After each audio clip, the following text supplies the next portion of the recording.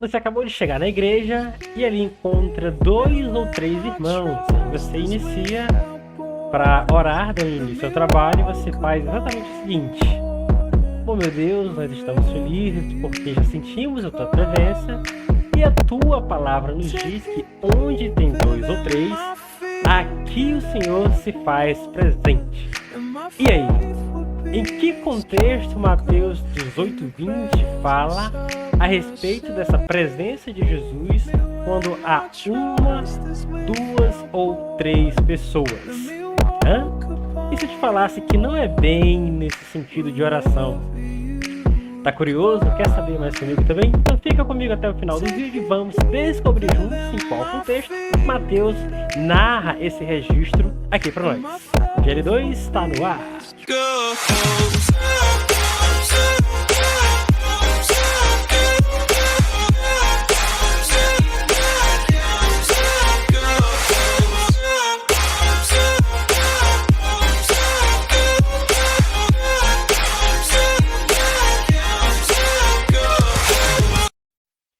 Muito bem, pessoal, eu sou Jason Adrian e hoje vamos debater um pouquinho sobre o que está escrito ali em Mateus, capítulo de número 18 e o versículo de número 20, que eu já os adianto que não se trata bem de oração. E é muito comum ali nos trabalhos, até mesmo ali um grande evento, né, as pessoas animadas ali, eufóricas, e quando mencionam esse texto de Mateus 18 e 20, elas falam exatamente isso.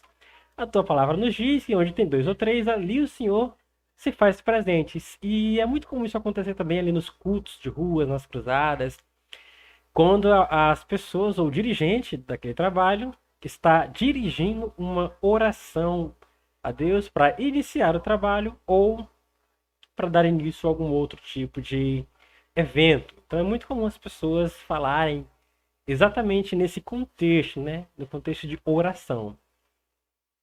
E pelo tema de hoje, nós já sabemos que não se trata de oração. Mas espera aí, mas como assim? Mas ali no livro de Mateus 18:20 está claro, a Bíblia está falando que onde tem 2 ou 3, Jesus se faz presente. Então vamos entender agora em que contexto Mateus ele fala isso aqui pra gente, tá certo? Então, vamos juntos aprender o contexto de Mateus 18 e o versículo de número 20. E aquele tema, aquele tópico, na verdade, que todos vocês já sabem, né? Antes de tudo. No vídeo de hoje nós exploraremos os ensinamentos de Jesus sobre a reconciliação fraternal conforme registrado no Evangelho de Mateus, capítulo 18, e precisamente ali entre os versículos 15 ao versículo de número 20. Ou seja, nós aprenderemos sobre a importância de buscar a restauração de relacionamentos quebrados. E também veremos a autoridade que Jesus conferiu à comunidade de crentes. Então esse é um tema bem importante aqui para nós. É uma informação que é válida. Contexto do texto. Vamos lá. O texto de Mateus, capítulo 18, versículos do 15 ao 20, faz parte de um conjunto de ensinos de Jesus sobre a vida e o relacionamento na comunidade cristã. Amém? E é exatamente esse contexto que nós vamos nos debruçar aqui um pouquinho e de uma forma sucinta e rápida também. Ou seja, esse trecho aqui ele aborda a questão da disciplina e correção fraterna dentro da igreja. Ou seja, então por aqui nós já podemos observar que não se trata de oração. Nós podemos perceber aqui que neste momento o evangelista ele não está falando aqui de oração, mas sim de disciplina e da correção fraterna que precisa haver dentro da igreja. E é exatamente essa correção, essas orientações sobre como lidar com os conflitos e os pecados ali dos irmãos dentro dessas igrejas, amém? Então, você pode perceber aqui que não se trata muito dessa questão de oração. Então, a partir desse momento, você já vai utilizar esse texto em um contexto diferente aí na sua realidade. Então, quando você iniciar daqui para frente os cultos, que você iniciar ali na oração, com a oração, na verdade, você não vai mais utilizar esse texto de Mateus 18 e 20 para dizer que onde tem dois ou três, Jesus se faz presente. Por quê? Porque o contexto não é esse, não é oração, mas sim de uma disciplina e de uma correção. É exatamente sobre isso que o texto está falando. E o contexto imediato aqui, nesse texto, é exatamente a resposta de Jesus à pergunta de Pedro sobre o perdão ali naquele momento. E isso revela a importância de um espírito de perdão e também de reconciliação na comunidade de fé. O próximo tópico nós iremos ver o seguinte. Na verdade, o próximo versículo, né? Vamos aqui agora entrar dentro do contexto do capítulo, dos versículos 15 até chegarmos ali ao versículo de número 18. Então, nós já aprendemos que fala sobre uma correção fraterna. E aqui nós podemos separar três momentos em que podemos aprender aqui. O primeiro é um momento amoroso, que é a iniciativa que precisa haver dentro dessas questões. Ou seja, o versículo 15 enfatiza a importância de uma correção fraterna iniciada com amor. E isso visa o restabelecimento da comunhão e o crescimento do irmão desviado. O segundo ponto que nós podemos abordar aqui é o confronto particular.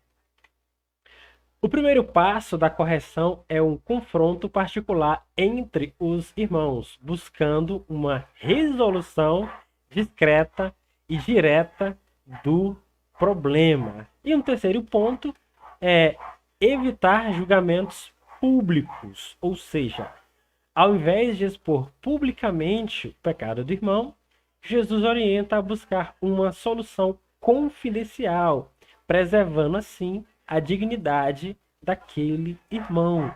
Ou seja, nem sempre aqui, alguns casos que vão acontecer entre os irmãos ou dentro da comunidade cristã, não vai haver essa necessidade de estar expondo para toda a comunidade, para o irmão. Porque tem muitas questões que você pode ali, né, conversar com ele, e dentro de um bom diálogo você vai aplicar a disciplina correta para aquele irmão. Agora, quando é um caso um pouco mais grave, um caso um pouco mais sério, que é de importância da igreja, aí sim, você vai conversar com o irmão, vai apresentar a ocorrência ali à igreja, à comunidade cristã, e juntos vocês aplicarão a melhor disciplina possível para aquele irmão. Vale ressaltar aqui que a disciplina não é para discriminar o irmão, de isolar o irmão ali das atividades, né, ou melhor, da igreja. Ele, claro, vai ser recluso ali de algumas atividades, vai se afastar ali das suas funções, mas isso não significa dizer que ele é um desmembrado ali direto, ou seja, saiu, acabou, pronto, ninguém vai mais olhar para ele, todo mundo vai olhar para ele de forma diferente, não. A correção ela vem justamente para o aprendizado do irmão, para que ele não faça mais aquilo, e também para manter a disciplina dentro da igreja, principalmente quando se trata de alguém que tem funções dentro da igreja. Então essa disciplina ela vem exatamente para corrigir a falha deste irmão. E como exemplo, os demais também não venham a fazer isso, tá bom? Então, quando isso acontecer, você tem que ir com carinho com o irmão, tem que envolver ele mais ainda dentro do corpo ali de membros da igreja. Não deixar ele isolado e muito menos permitir que ele se isole, tá bom? É assim que nós devemos tratar essas questões. E o próximo tópico aqui, ou o próximo versículo que nós iremos falar, é o versículo de número 16, onde tem-se as testemunhas. E é bem aqui que nós aprendemos que quando há duas ou três pessoas, ali Jesus se faz presente. Mas para que são essas testemunhas? É exatamente para validar o testemunho daquele irmão. Ou seja, ele confessou ali o seu erro e essas duas ou três pessoas, juntamente com a presença de Jesus, irão validar aquilo que o irmão está falando, aquilo que aquela pessoa que precisa de uma correção acabou de falar, acabou de confessar. Ou seja, de acordo com Jesus, quando um irmão pecar, é necessário levar consigo uma ou duas testemunhas para confrontá-lo, ou seja, de modo que eles irão testemunhar aquilo que aconteceu e juntos vão ali aplicar a melhor disciplina possível para esse irmão ou para essa pessoa que está precisando ali dessas orientações. Inclusive, esta orientação ela visa preservar a verdade e evitar maus entendidos. Ou seja, é exatamente o testemunho dessas duas pessoas que vão confirmar os fatos. Ou seja, para que a história não venha sair de forma diferente daquilo que aconteceu, essas duas testemunhas vão confirmar os fatos realmente como eles aconteceram. Ou seja, quando for percebido que a situação está saindo do controle, essas testemunhas vêm para confirmar exatamente o que aconteceu. Não, não foi dessa forma, não foi desse jeito, foi assim que isso aconteceu. Então essas duas testemunhas irão validar ali os fatos como eles realmente aconteceram. E além disso, essas testemunhas elas têm a responsabilidade de ouvir ambos os lados, ou seja, mediar o conflito e buscar uma reconciliação. E a presença dessas testemunhas ela demonstra a seriedade e também o desejo aqui de restaurar a relação rompida pela ofensa. Porque é claro, né, que vai haver ali aquele momento um pouco tenso, talvez aquele momento inicial, o irmão não vai querer ali conversar, não vai querer se entrosar, ou não vai querer até mesmo olhar para o irmão. Então isso vem exatamente para confrontar essas questões, de modo que isso provoque uma restauração na relação que foi rompida ali pela ofensa de um irmão com o outro, ou seja, a ofensa que um dos lados sofreu. Então, é necessário ouvir sempre o irmão passivo quanto ativo, ou seja, aquele que cometeu a ação, como é preciso também ouvir aquele que sofreu a ação. E após ouvir esses dois lados, a solução possível para essa restauração vai ser apresentada a cada uma dessas pessoas. O versículo de número 17 é um versículo bem importante, que se trata exatamente da igreja, ou seja, de acordo com este versículo, se o irmão não escutar a correção individual e nem a de duas ou três testemunhas, então o assunto deve ser levado para a igreja. A igreja aqui representa a comunidade de crentes, a assembleia dos seguidores de Cristo. Como assim? Muito simples.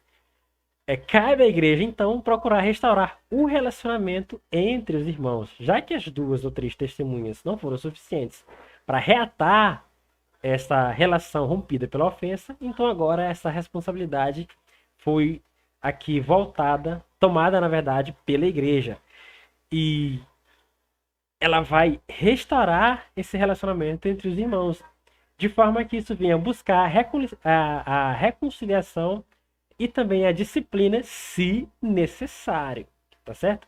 Então, se é um caso em que há necessidade de aplicar a disciplina, essa disciplina deve ser aplicada e de forma nenhuma deve ser uma questão que venha deixar de lado, ou seja, passar a mão ali na cabeça do irmão, fazer vista grossa, porque se não houver essa disciplina, se necessário for aplicá-la, você pode perder o controle da situação e também dos irmãos da membresia ali dentro da igreja. Se o irmão fez e não aconteceu nada, eu vou fazer também. Então, é exatamente por isso que a igreja deve aplicar, se necessário, a disciplina correta para essas pessoas. E também a igreja ela deve agir com sabedoria, com amor e autoridade espiritual que foi lhe concedida por Deus. Não é porque o irmão ali pecou que você vai que ser severo, que você vai mostrar que você tem aqui autoridade, que você é o chefe, que você pode fazer o que quiser. Não, não é dessa forma. Porque, embora a necessidade de aplicar uma disciplina, essa questão aqui é uma questão que você tem que ter também sabedoria para fazer. E é exatamente sobre isso que o versículo 17 nos fala. Então, quando as duas ou três testemunhas não foram suficientes para conseguir ele restaurar a reconciliação entre os irmãos, então o assunto deve ser levado para a igreja e a igreja vai tomar essa responsabilidade de reconciliar agora esses dois irmãos. Então, a reconciliação aqui é indispensável entre essas duas pessoas. Por quê? Porque é uma solução que deve ser feita da melhor forma possível, para que os irmãos voltem ali à harmonia e também cumprir o que está nos escrito ali no livro de Salmos. Ó, quão bom e quão suave é que os irmãos vivam em união. Então, essa união ela deve ser mantida aqui sempre entre os irmãos dentro da igreja. O próximo tópico aqui que nós vamos ver, o próximo versículo, é exatamente o versículo de número 18, que aqui nós temos que ter um pouquinho de atenção a mais. E é exatamente esse versículo 18 que nós vamos tratar sobre o poder de atar e o poder de desatar. No poder de atar, Jesus concede aos seus discípulos o poder de atar. Isto é, de declarar algo como proibido ou inválido. Essa autoridade se aplica a questões relativas à vida da igreja e ao perdão dos pecados. No poder de desatar, além de atar também, o Senhor nos dá a cada um de nós, e principalmente aos seus seguidores, o poder de desatar, ou seja, de declarar algo como válido ou permitido. Isso se refere à capacidade de perdoar os pecados e restaurar relacionamentos. Claro, a maior autoridade que nós temos de perdoar pecados é Jesus. Mas, por exemplo, se você aqui foi ofendido pelo irmão, aí ele foi ali, reconheceu que errou, está pedindo de perdão por aquilo que ele cometeu, é claro que você, também com sabedoria, né, cheio do Espírito de Deus, com esse espírito de perdão fraterno que há dentro de você, você vai sim perdoar o irmão por aquela ofensa que ele fez. Isso de um modo que ele não venha também a cometer novamente este mesmo erro outra vez ou duas vezes. E aqui entra também uma questão importante, que é exatamente a autoridade da igreja. Esse poder de atar e desatar representa a autoridade que Jesus concede à igreja para agir em seu nome. Isso envolve tomar decisões importantes sobre disciplina e perdão dentro da comunidade de fé. Percebe como, quando a questão é voltada para a igreja, há uma importância ainda maior e principalmente um olhar especial para essa questão, porque a igreja ela vai se responsabilizar agora por esses fatos, pela reconciliação dos irmãos, pela disciplina, de modo que venha manter essa própria disciplina também dentro do conjunto, ou seja, dentro de todos os membros ali que compõem aquela igreja, que fazem parte dessa denominação, daquela congregação ou daquele templo. Versículo de número 19, a oração em unidade. Nós podemos aprender aqui também, com a oração em unidade, três aspectos. O primeiro deles, orar em consenso, ou seja, quando dois ou mais crentes orarem juntos em consenso sobre algo, Deus promete atender a essa petição, ou seja, a unidade na oração é fundamental para ver seus pedidos alcançados. O 2, acordo mútuo, que é algo que tem que haver entre aquele que ofendeu e o ofendido. A oração em unidade requer que os crentes estejam em acordo sobre o que pedir a Deus. Isso demonstra a maturidade espiritual e o alinhamento com a vontade divina. Principalmente no que se diz respeito às nossas próprias ofensas que nós fazemos a Deus. As nossas próprias ofensas que fazemos ou cometemos contra o Espírito Santo. quando eles quebram a lei e até mesmo transgridem a própria lei. E quando essas pessoas, ou quando nós vamos pedir perdão a Deus, Deus ele vai nos perdoar. Porque qual é a vontade divina dele? É que haja essa comunhão entre o Criador e a criatura, ou seja, aquele que foi criado. Deus ele não nos fez com o propósito de manter ele distante de nós. Mas quando isso acontece, é por causa de uma ação nossa, que por algum pecado nós é que nos afastamos de Deus. É basicamente o seguinte: aqui está Deus e aqui está você. Quando você peca, não é Deus que se afasta de você, mas é você, com o seu pecado, que vai se afastando de Deus. Mas Deus ele sempre está aqui, ó.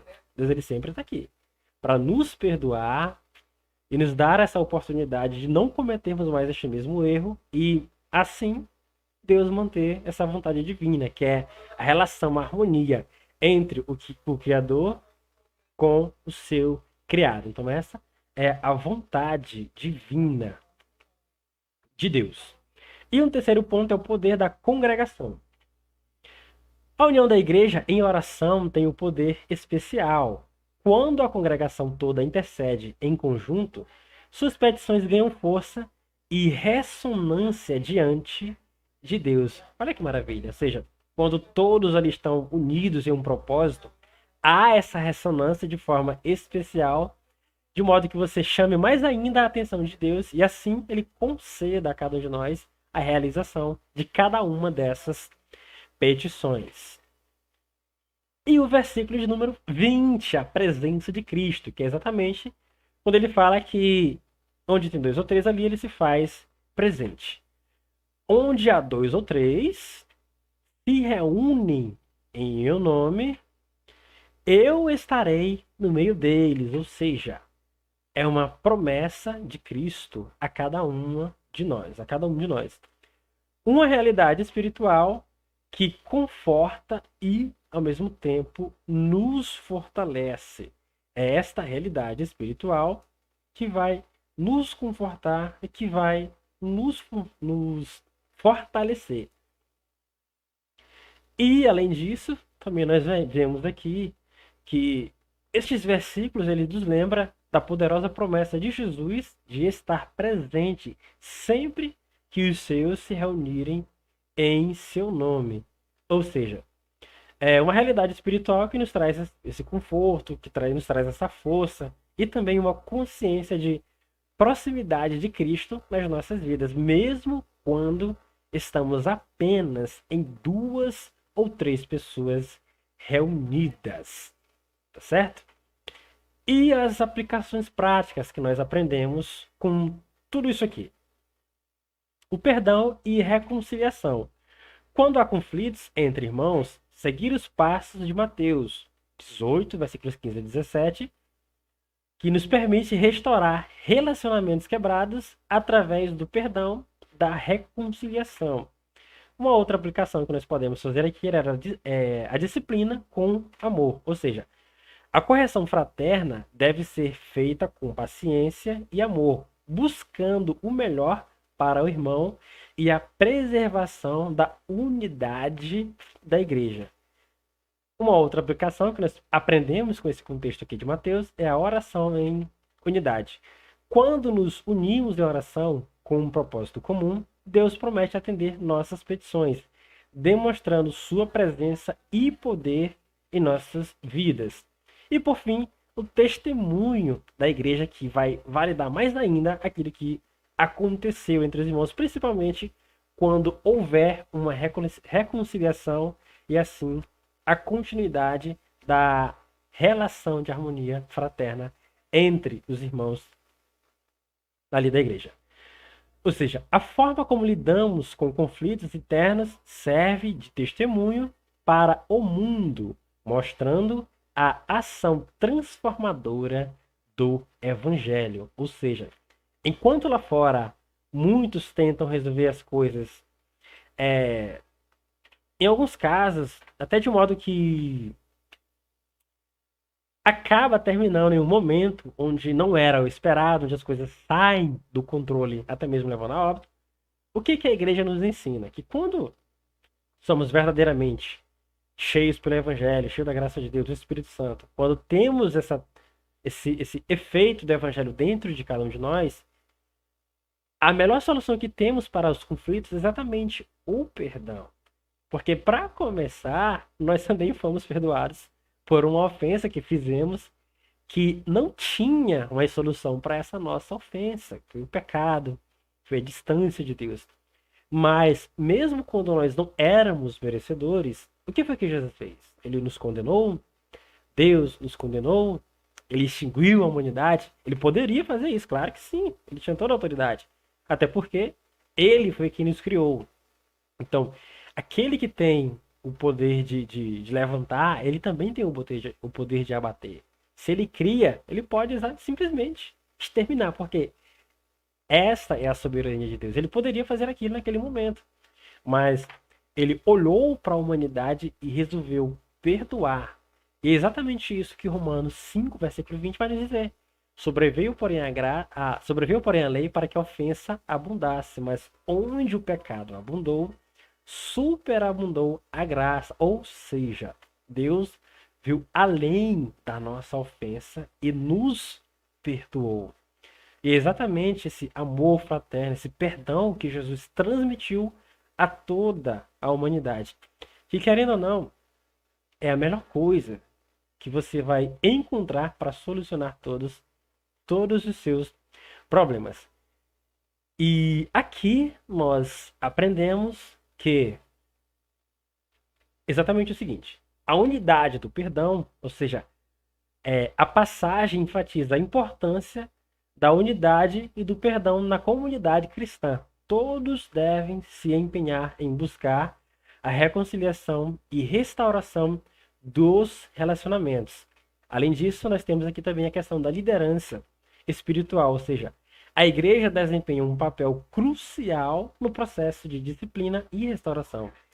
Os líderes devem agir com sabedoria e compaixão, guiando os membros na direção certa. Ou seja, além disso, nós temos também o poder da oração, ou seja, Jesus promete estar presente onde 2 ou 3 se reunirem em seu nome. A oração unificada é uma poderosa ferramenta para buscar a orientação e as bênçãos de Deus. Muito bem. E aqui nós conseguimos aprender juntos que Mateus 18:20 não se trata de oração e não tem nada a ver com oração. Ali é apenas uma questão de disciplina e correção, tá certo? Então, daqui para frente, quando você ler Mateus 18:20, você não vai mais dizer que é uma questão de oração e muito menos usar esse texto ali em suas cruzadas, ali quando você está iniciando o trabalho dos cultos ali dentro da sua congregação ou na congregação onde você está dirigindo uma oração a Deus juntamente com os membros daquela igreja. Então, você sabe que isso não tem nada a ver com oração, tá certo? É apenas uma questão de disciplina e correção. E com isso, meus amados irmãos, nós terminamos o vídeo de hoje. E até o próximo vídeo, até o próximo assunto. Nos veremos nos próximos dias, quem sabe, tá bom? A paz de Deus a todos. Valeu, tchau, tchau.